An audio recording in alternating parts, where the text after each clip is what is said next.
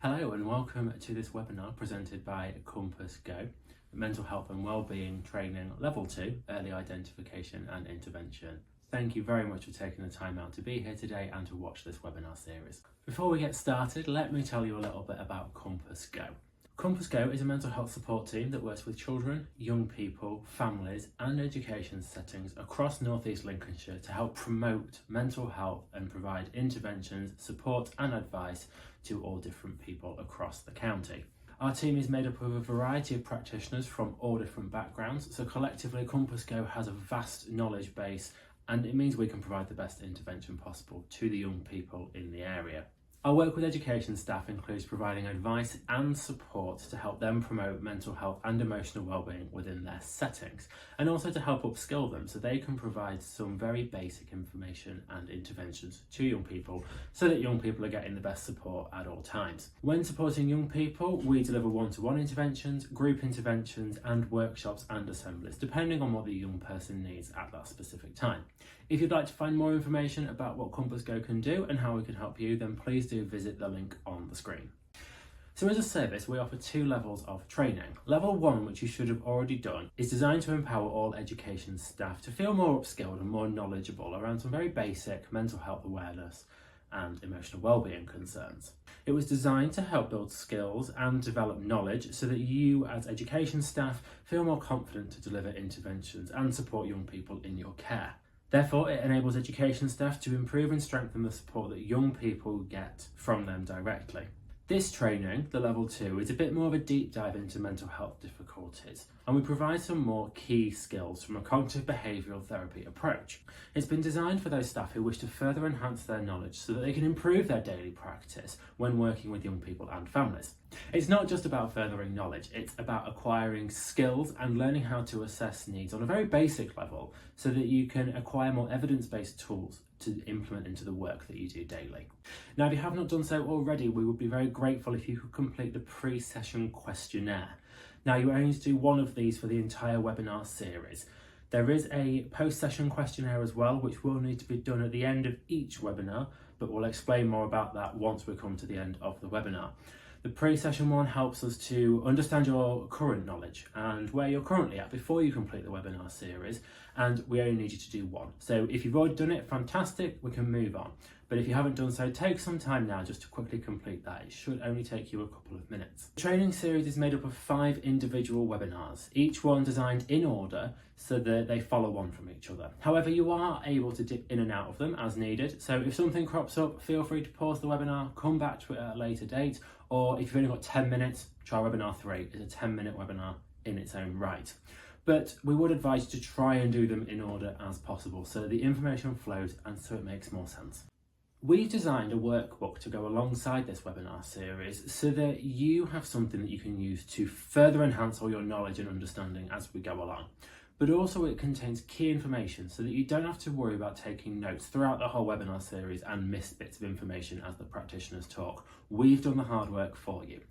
But it also contains note pages so that you've got it all in one place and you can scribble down some extra bits of information if you want to from the slides or from what the practitioners are talking about. But also as we go through the webinar, you will be asked to complete activities. Now the activities are in the workbooks, therefore you need the workbook in order to be able to complete the activity. We would encourage you to complete the activities as you go along. It'll help solidify any knowledge and understanding, and also means that you have the most up-to-date information because some of them are fill-in-the-blank activities and we haven't given you the answers in the booklet. The most important thing to remember when you're completing this webinar series is to look after yourself. Mental health is a very emotive topic because it affects all of us in different ways, and we can't predict how it's going to impact different people who are watching the webinar series. Now, everything's been designed to be delivered in a sensitive way and to hopefully not evoke any emotions, but just be careful in case it does. Now, what we'd advise is that you identify someone now who you can talk to if you need them as you're going through the webinar or if you need a debrief afterwards. So have a think about who that might be and make a note, let them know, and once you're ready, let's get started. So in this section we're going to be looking at therapeutic skills. We're going to be covering the cycle of change, boundaries, we're going to look at confidentiality and engagement. We're also going to explore communication and questioning. We're going to look at resistance reduction, Power, empathy versus sympathy, and reflection. First of all, I want to introduce you to the cycle of change. This is a model that comes from Prochaska and Di Clemente's cycle of change from 1983 and looks at the stages that people go through on their way to making a change. So being a change in their behaviour, changing the way of thinking, something that they want to alter in their lifestyle. So if you look at the different sections, we're going to go through those and look at how there may be relapses or slips in between some of those also, and how each characteristic can be identified towards supporting where people are in that Pre-contemplation, the first one at the top there, we're looking at somebody who might have no intention of changing their behaviour. So they don't see the behaviour as a problem, they see no need to change. In order to help people get to the next stage, you might want to consider asking them if they think they want to make a change, how they see their future, increase their awareness of what the problem might be, increase their emotional involvement in the problem, and discuss the benefits of change versus the possible benefits of not making changes, but also then looking at the consequences of not making those changes and just sort of exploring that stage of pre-contemplation.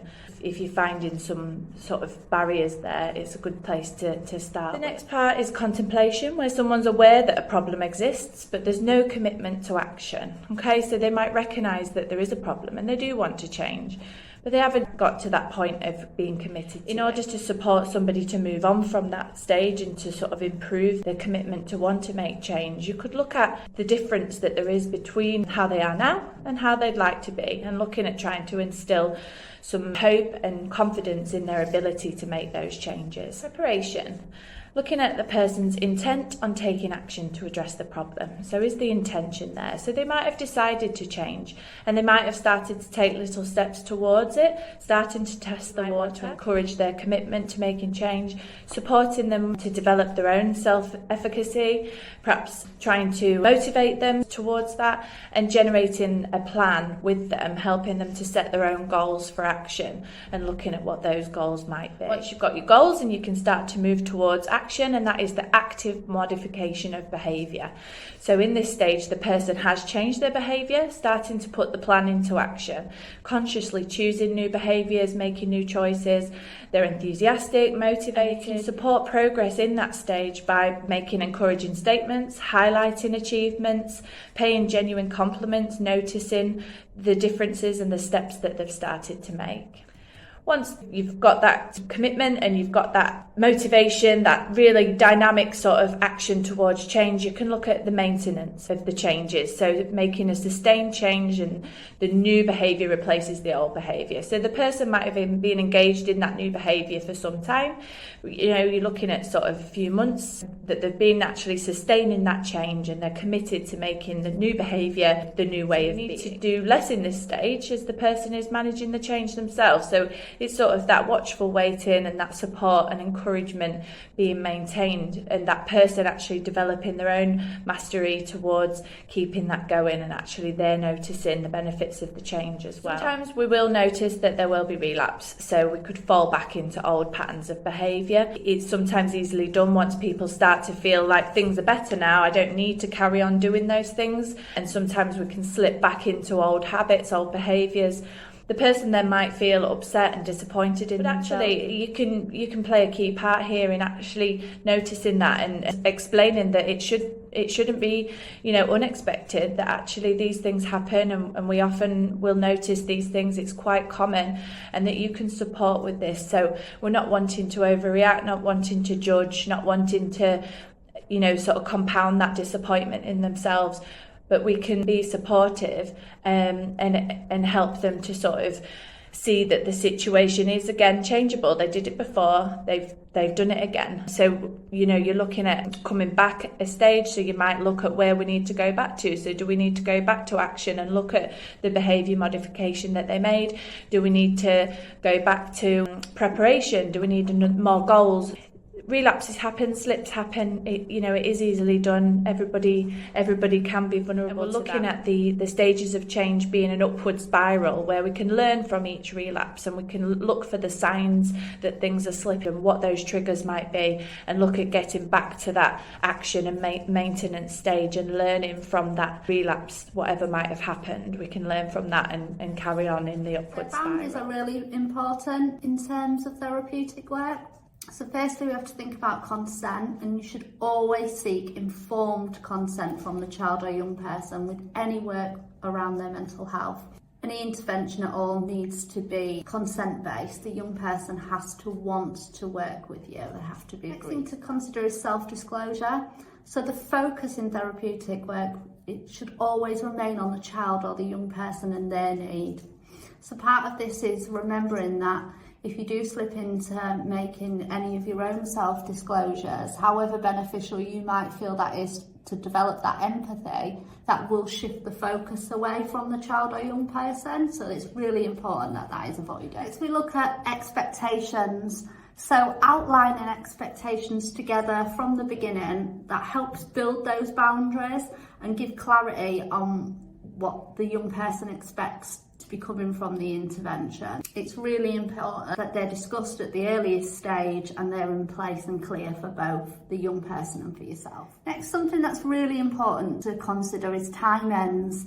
So those clear timings should be worked out and shared with the young person prior to the work beginning. When we're looking at timings as well, you really need to take into account the age, the stage, the development needs of the young person that you're working with, and the timings being appropriate for that young person. Next, we're looking at objectivity. So as a professional, it's crucial that you remain non-judgmental, and remember that the change should come from the child and young person themselves, and it's not something that we should be imposing on them, imposing our own beliefs, our own expectations on that young person. Really important as well, we need to think about reliability. So if that child or young person is aware that that intervention is going to be taking place, it's on a behaviour that they would like some support around, so therefore it's really likely to be important to them. So they're going to be relying upon you to carry out that intervention that you've outlined to them, and any kind of cancellation, particularly a lack of communication around this, can be really, really problematic. Reliability also is important to consider in terms of how you come across to that young person, and ensuring that you are consistent with your approach, consistent with how you engage with that young person throughout any intervention. Confidentiality. So when discussing confidentiality with young people and families, it's important to be clear from the start and throughout. So we're looking at this being the first conversation that you have with young people, what you're going to do with their information, who you might share that information with, and what the benefits. Families like to know who you'll be speaking with, and it also enables you to gather that consent from them as to who you might be able to enlist to provide further support and who might be useful to make sure that they're aware. It also helps young people to have that transparency from the start, to know what you're going to do with their information. A lot of young people are really savvy about this, and they will already know that if they tell you something, they expect that you'll have to do something with that information, and sometimes that's something that's helpful for them.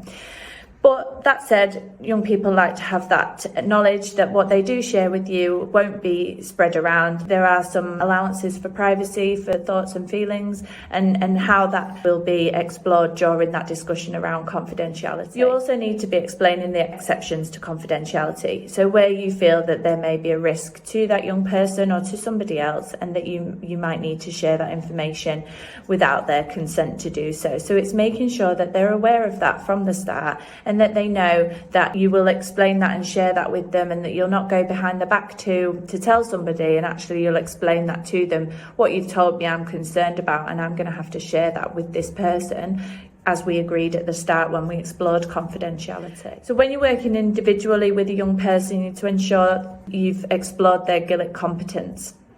Gillick competence is a term originating in England, used in medical law to decide whether a child under the age of 16 is able to consent to his or her own medical treatment without the need for parental permission or knowledge. So the quote that sort of comes directly from that reads, "Whether or not a child is capable of giving the necessary consent will depend on the child's maturity and understanding and the nature of the consent required.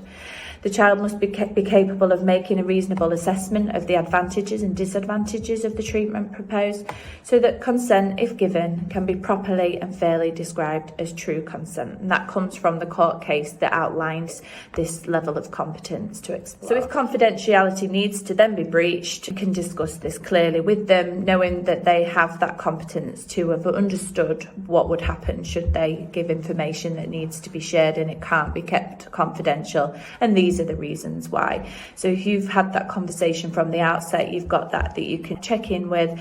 Just to remind you, we did go over confidentiality at the start. Has anything changed with that? And you can make sure that that's a living agreement that is explored throughout your contact with that young person to make sure that that is really clear and really transparent. So if confidentiality needs to then be breached, you can discuss this clearly with them, knowing that they have that competence to have understood what would happen should they give information that needs to be shared and it can't be kept confidential. And these are the reasons why. So if you've had that conversation from the outset, you've got that you can check in with.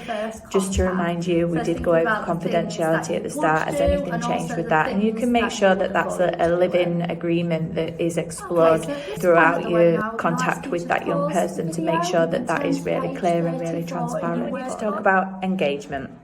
An important component which will affect the success of any work that you're doing with a young person is their engagement with the relationship. So you require to have that therapeutic alliance between yourself and the young person. So we're looking at your relationship, and establishing that good working relationship between you and them is core to undertaking any meaningful work. Should always find out from the young person what the problem is in their words. Don't make assumptions that you know what the issue is. Talk about what you'll be doing and set that scene of discussion. And you find that important, what it is in their words, and that you want to know what it is from their perspective. You might know that young person really well. You might have known them for a long time, but actually, even in those cases, it's really important that you let them put it into their own words and explore it with you from their own perspective and gather the picture in that way.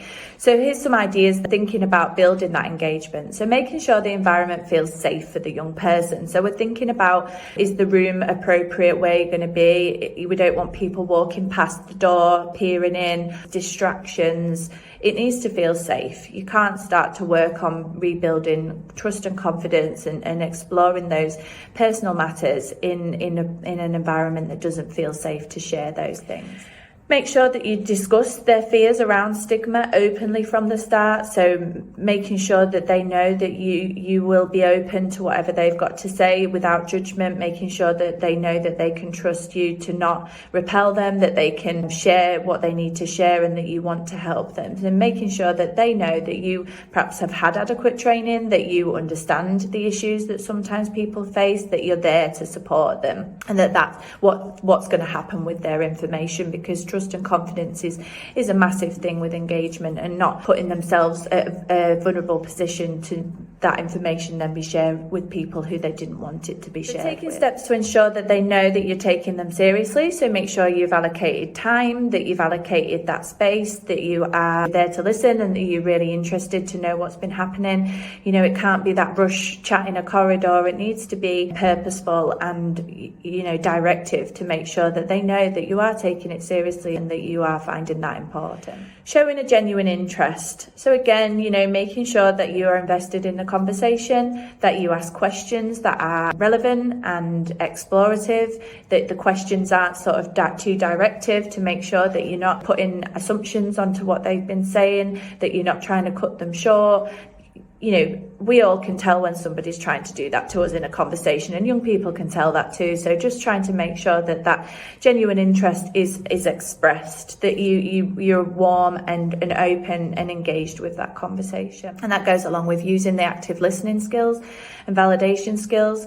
You don't need to fill the silence. Sometimes silence can be a time for them to think and gather what they want to say, and then they can then feel like they have the time and space to share. nodding, making sounds to show that you are listening to them, reflecting back what you've heard and checking that that's right, validating, making sure they know that you can tell this is hard for them. It's hard to share and you're doing really well, and thank you for trusting me. And, you know, is there anything else that we can talk about here? Is there anything else that would be useful to know? Making sure that you're really trying to encourage that sharing and engagement. Using similar language to the young person rather than correcting the words they use. So it's really important that comes out from that person's own perspective. If you're sort of changing the wording or sort of adapting what they've said, then sometimes that can skew what's been said. And the same would go for recording conversations as well, making sure that is recorded in their language so that you can reflect back on that and that you know what they've said, and then you can repeat that back to them and they know that you've heard that and you've understood. Remember, it can take time for a relationship to build, so it could take a few conversations for them to trust fully that it's okay to share that with you. So taking that time to build, and when you say that you're going to check in with them next week, check in with them next week, make sure that when that's been agreed that's what's happening. Or if it can't happen, having that explanation with them that I can't do it today but tomorrow we will, making sure that it's not just sort of left for as and when.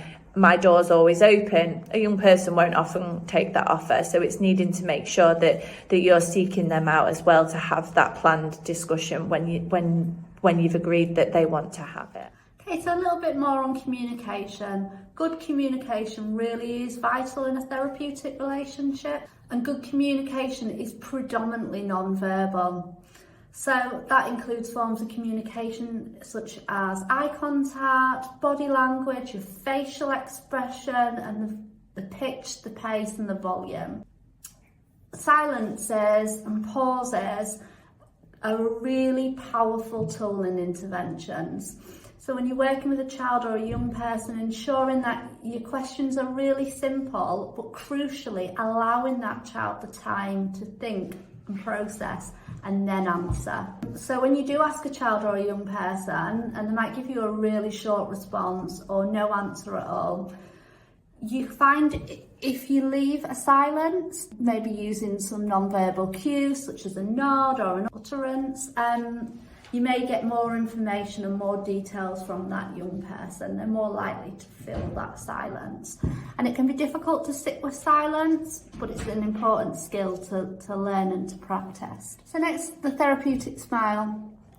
Smiling is really, really important, and we use the therapeutic smile to really help engage people, showing them that you are genuinely interested, making them recognise that you're calm, you're contained, and just feeling more approachable to that child or that young person. Active listening really complements good communication, and it ensures that your understanding of that child and that young person, what they're saying to you, is very clear. And we're going to cover active listening in a little bit more detail. Okay, it's a good time now to have a little pause and look at page 35 in your workbook, and that is around good communication, the things that we've been talking about. So go to that page and have a little bit of reflective time about a time when you received some good communication and listening from somebody, when you needed to share something, how they approached it, what they did that helped, and make a note of those things that perhaps helped you to share a bit more, to feel safe and contained, and to know that was going to be a good communication, a good time for you to share that and feel contained yourself. Okay, so hopefully you've completed that activity, and maybe some of the things that we're going to explore in terms of helping you improve your active listening skills will be some of the things you've recognised you've received from other people. So firstly, making eye contact. It's really important that when you can, and we do understand for some young people, especially people with additional needs, it might be a little bit uncomfortable. So just being very mindful of the young person you're working with. However, in general, making eye contact is really important. It shows that young person that you are engaged, that you are listening and you're present. Next is summarising. So when you are working with a young person, you're able to have that conversation and then feeding back to them, this is what you've told me. This is what I'm taking from what you said. Asking open-ended questions. When we ask open-ended questions, we allow that young person to really give you a more thorough answer, to really explore with you. And also being mindful of, there might be times when that young person gives you a very, very short answer back, but thinking back to what we've discussed previously around the use of pauses and how we respond. Paraphrasing, when you use your own words to then reflect back what that young person has said. So it's very important, there's a difference between paraphrasing and parroting what a young person has said to you. Request clarification, this is really crucial. There will be times when children and young people, they use slang, they use particular phrases.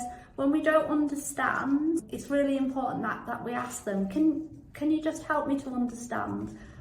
What is it that you mean by that? Getting that clarification so you know exactly what that young person is telling you.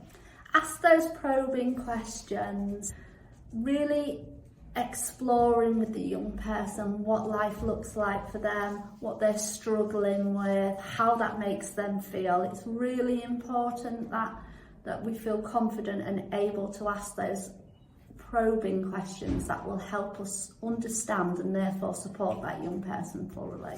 And also what's really, really important is being attuned to and reflecting feelings. So it's very easy to say to somebody, are you okay?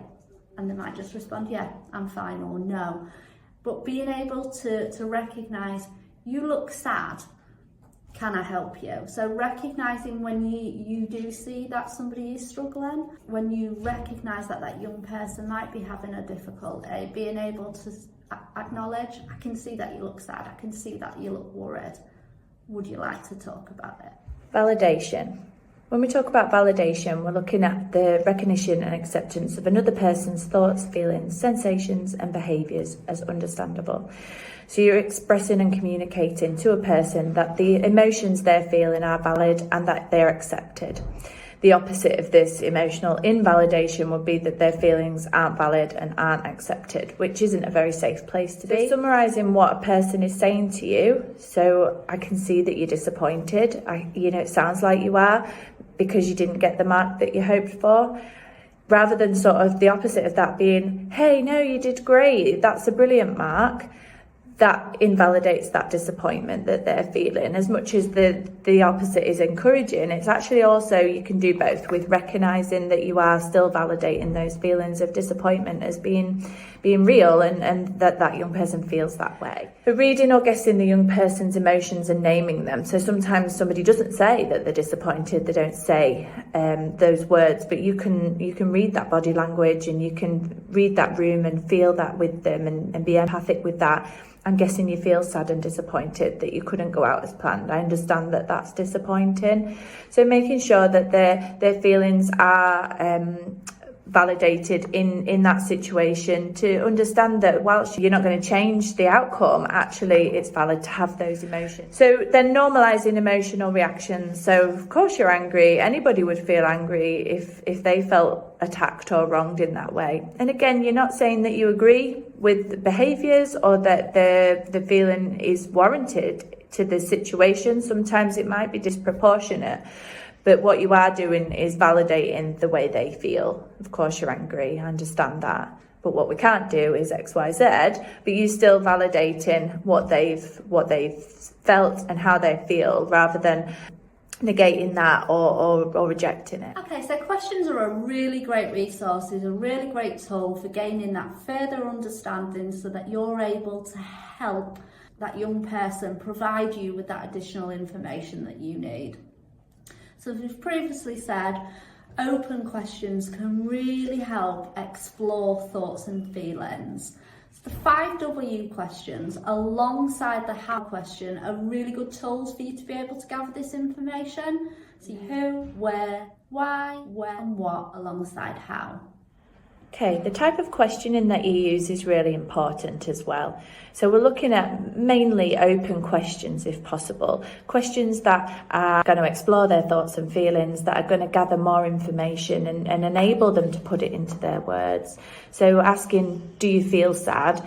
is more likely to get sort of that yes or no, whereas tell me how you feel, you're more likely to get a broader response and to encourage that young person to explore that in their own words.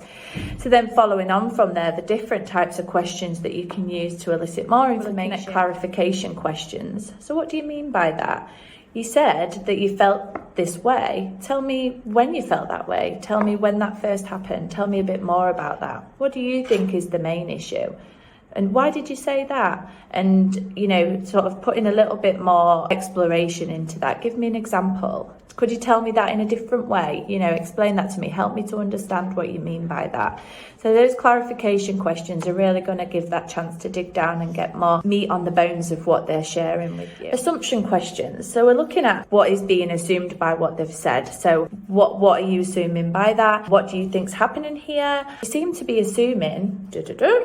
Is that right? Have I understood that properly? You seem to be thinking that nobody likes you. Is that right? You seem to be thinking that you'll never be able to improve on that. Is that what you're telling me? So sort of checking their assumptions and checking in on those and making sure that you're exploring that. Okay, so then you're looking at viewpoint and perspective. So thinking about what their viewpoint is and what their perspective is on that, and whether there's an alternative way to look at that. So how might somebody else look at that? How might you explore that? If your best friend told you that, what would you say? You know, here's what somebody else has said before. You know, are they thinking about things from a different perspective? And how could you think about things from another alternative? Is there another way of looking at it? Okay, so then looking at the implications and consequence questions. So what would happen if you did do that? How likely is that to happen? Well, what else could you do? You know, how would that affect what happens next? And then what would happen? So looking at sort of exploring the consequences of decisions, exploring the consequences of if things are staying the same. So looking at if that happened, or what else would happen, and then what would happen, and what would be the result of that. So looking at the potential consequences. So, you know, for instance, I'm just going to drop out of school. Okay, so then what would happen? Rather than you telling them, this is what will happen if you do that, you can help them to explore their own implications and their own consequences and come to perhaps different perspectives on that. So then questions about questions. So asking perhaps, why do you think I asked that? You know, why is that question important? Is this question difficult to answer? Why is it difficult to answer?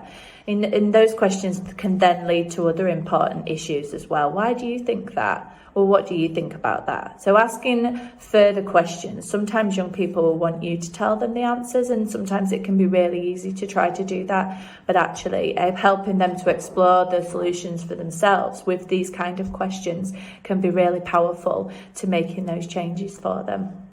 Okay, so sometimes we are faced with resistance. We have the young people who might be resistant to work with you. They might be resistant to put into place strategies and recommendations that you've given to them. So we're just going to have a brief look around ways in which we can reduce that resistance. A really key point is avoiding direct arguments. So avoiding getting into conflict with the young person. Also avoiding trying to be the expert. The young person is the expert around their mental health and around their emotional well-being. You are there to support them and empower them, but they are ultimately the expert.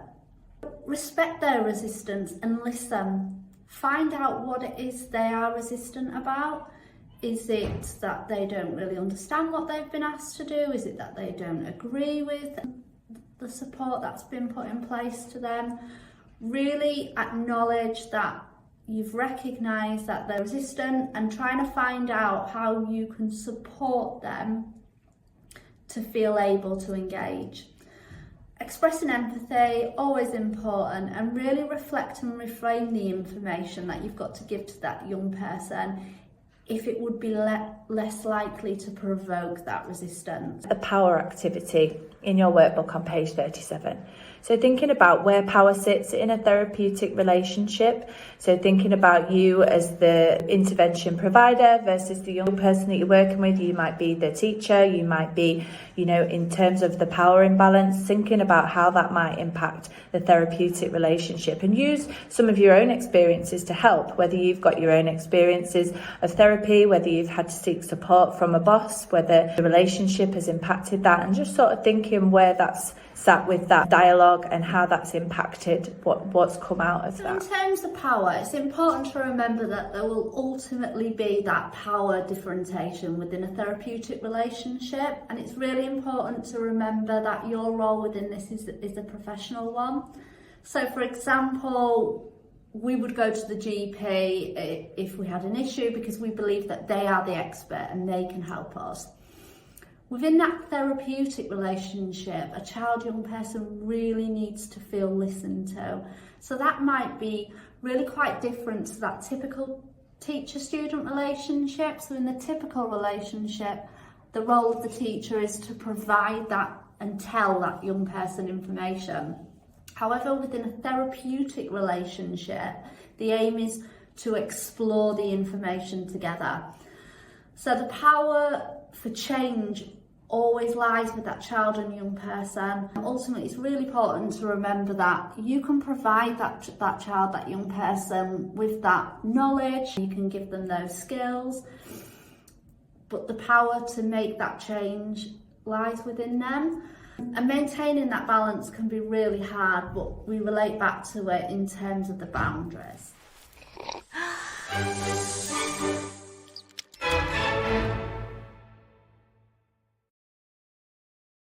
So what is empathy, and why is it very different than sympathy?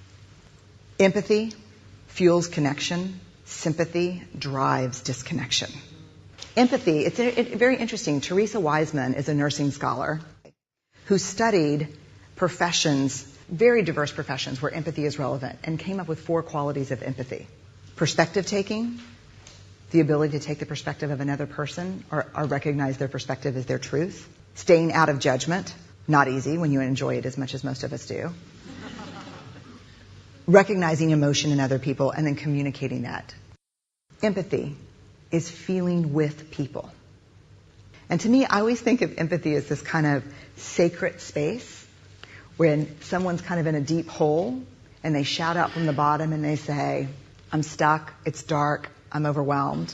And then we look and we say, "Hey, you can climb down.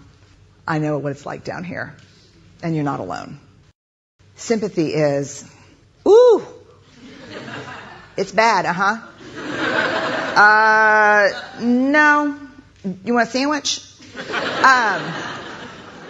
Empathy is a choice, and it's a vulnerable choice, because in order to connect with you, I have to connect with something in myself that knows that feeling. Rarely, if ever, does an empathic response begin with "at least." Yeah. And we do it all the time. Because you know what? Someone just shared something with us that's incredibly painful, and we're trying to silver lining it. I don't think that's a verb, but I'm using it as one. We're trying to put the silver lining around it. So, I had a miscarriage. Oh, at least you know you can get pregnant. I think my marriage is falling apart. At least you have a marriage. John's getting kicked out of school. At least Sarah is an A student.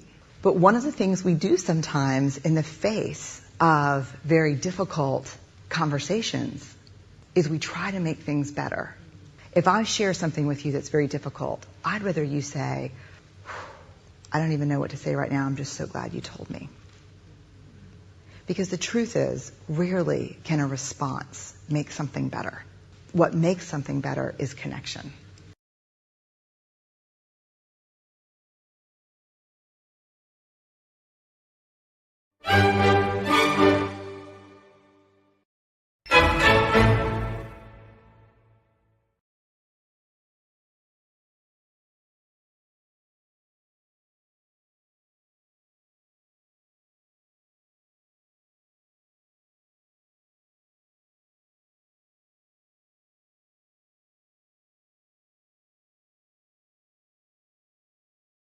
It's important that as your work with a young person is having that therapeutic role, that you always reflect on what you have been talking about, your discussions and your own practice whilst you're undertaking that relationship and that work. It helps to sort of do this regularly. Self-reflection is a really powerful tool. We all come from our own backgrounds. We all have our own sort of genetic disposition, our personality traits. We all have our own experiences, and some of those can be a subconscious bias that we hold and that we need to just reflect on and just make sure we're aware of our own sort of ways of dealing with things, our own perhaps judgments and our own preconceived ideas. So reflecting on those is really vital to do that as a process. But it also helps to understand how you can improve things that you might say that you think, well, I'll not say that next time, that didn't go so well, and also what was helpful and what did work well, so you can sort of always be checking on that.